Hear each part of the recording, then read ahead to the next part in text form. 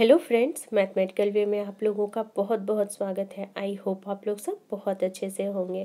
तो आज हम डिस्कस करेंगे केवीएस पीजीटी मैथ्स सिलेबस को कि केवीएस पीजीटी में कहाँ कहाँ से क्वेश्चन पूछे जाते हैं, हमें कौन कौन सा टॉपिक पढ़ना चाहिए और हमें किस बुक से पढ़ना चाहिए, उसके एग्ज़ाम पैटर्न कैसे होते हैं, वो सारे हम डिस्कस करेंगे यहाँ पे। तो इसमें डिस्कस करने से पहले, रिटन एग्जामिनेशन के सिलेबस को डिस्कस करने से पहले हमें कुछ पॉइंट ध्यान में रखना है। सबसे पहला है कि ये कितने मार्क्स का होता है। तो टोटल ये 150 मार्क्स का होता है। और दूसरा है कि टोटल जो क्वेश्चन होते हैं वो 150 क्वेश्चन होते हैं, मतलब कि 1 क्वेश्चन के लिए हमें 1 मार्क मिलते हैं। और टाइम क्या होता है इसका, तो टाइम भी हमें 150 मिलते हैं टोटल टाइम। तो 1 क्वेश्चन के लिए 1 मार्क और 1 मिनट का टाइम हमारे पास होता है।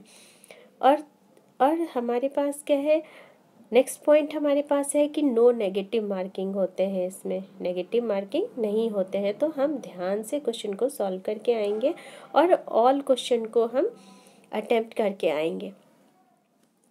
तो चलिए हम देखते हैं कि रिटन एग्जामिनेशन में क्या क्या पूछा जाएगा। तो सबसे पहला है कि ये रिटन एग्जामिनेशन जो है वो 2 पार्ट में बटा हुआ है, पार्ट 1 और पार्ट 2। तो पार्ट 1 में हमारे पास क्या है, पार्ट 1 में हमारे पास है जनरल इंग्लिश। जनरल इंग्लिश से हमें 10 मार्क्स के क्वेश्चन पूछे जाएंगे और क्वेश्चन भी 10 होंगे। फिर हमारे पास है जनरल हिंदी। जनरल हिंदी से भी 10 मार्क के क्वेश्चन पूछे जाएंगे और 10 क्वेश्चंस होंगे। तो ये दोनों हम ध्यान रखेंगे और ये दोनों पार्ट बहुत इजी होते हैं। तो किसी भी जनरल बुक से, ग्रामर के बुक से, हिंदी और इंग्लिश के, वहाँ से हम प्रिपरेशन इसका आराम से कर सकते हैं। फिर नेक्स्ट आता है हमारे पास पार्ट 2। हमारे पास आता है पार्ट 2। पार्ट 2 में क्या क्या पूछा जाएगा।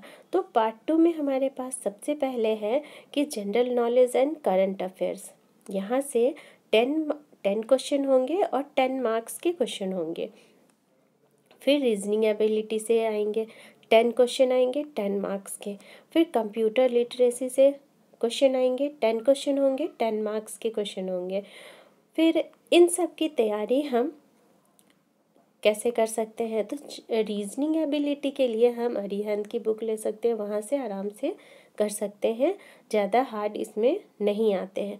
और फिर general knowledge and current affairs, इसके लिए अपडेट रहना पड़ेगा कि जनरल नॉलेज जो लुसेंट की बुक आती है उससे हो सकती है कवर। फिर करंट अफेयर्स के लिए न्यूज़ वगैरह पढ़ना होगा, बुक्स वगैरह जो करंट अफेयर्स के लिए आते हैं वो उससे हम पढ़ सकते हैं। फिर नेक्स्ट आता है कंप्यूटर लिटरेसी। ये कहाँ से पढ़ें, तो ये भी एक पतली सी लुसेंट की बुक आती है, उससे हम कवर कर सकते हैं आसानी से। तो यहाँ से हम आराम से मार्क्स गेन कर सकते हैं। फिर है पेडागोजी। पेडागोजी है 20 क्वेश्चन होंगे, 20 मार्क्स के होंगे।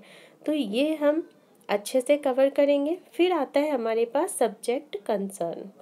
सब्जेक्ट कंसर्न जो है 80 क्वेश्चन होते हैं, 80 मार्क्स के। तो टोटल हमारे पास हो गए 150 मार्क्स और 150 क्वेश्चन हो गए। तो अब है कि सब्जेक्ट कंसर्न में क्या आएगा। तो सब्जेक्ट कंसर्न में इसमें जो हमारा एमएससी का जो पीजी में जो हमने सब्जेक्ट लिया है मैथ्स, वो हमारा उससे पूछा जाएगा, वो हमारा सब्जेक्ट होगा और उसी से पूछा जाएगा। तो हम जैसे मैथ्स के लिए भर रहे हैं तो मैथ्स का ही यहाँ पे 80 मार्क्स के क्वेश्चन पूछे जाएंगे। और अब हम देखते हैं कि ये जो 80 मार्क्स के क्वेश्चन पूछे जाएंगे मैथ्स में, वो कहाँ कहाँ से आएंगे, कौन कौन से टॉपिक से क्वेश्चन पूछे जाएंगे, ये हम डिस्कस कर लेते हैं। मैथ्स में हमारे पास 11th और 12th के जितने भी टॉपिक हैं वो सारे अच्छे से क्लियर होना चाहिए, क्योंकि मैक्सिमम नंबर ऑफ क्वेश्चन जो है 11th और 12th क्लास से ही पूछे जाते हैं, इसके सिलेबस से ही पूछे जाते हैं। कुछ क्वेश्चंस जो होते हैं वो ग्रेजुएशन लेवल से पूछे जाते हैं, जैसे कि अब्स्ट्रैक्ट अलजेब्रा हो गया, लीनियर अलजेब्रा हो गया, इन सब से कुछ क्वेश्चंस होते हैं, बट ज़्यादा क्वेश्चंस नहीं होते हैं। ज़्यादा क्वेश्चन 11th 12th के टॉपिक से ही होते हैं। तो हमें बहुत अच्छा होगा हमारे लिए कि हम 11th-12th को अच्छे से कर लें, तो हम मैक्सिमम मार्क्स गेन कर सकते हैं। तो 11th-12th के बहुत सारे टॉपिक्स जो हैं हमारे चैनल पे आपको मिल जाएंगे, प्लेलिस्ट बना हुआ है, आप वहाँ से देख सकते हैं। वो खास करके पीजीटी के लिए ही तैयार किया गया है, पीजीटी के लिए ही तैयार किया गया है। उसमें क्वेश्चंस भी पीजीटी के ही लिए गए हैं और उसी लेवल के क्वेश्चंस भी हैं, तो आपको बहुत हेल्प होगा।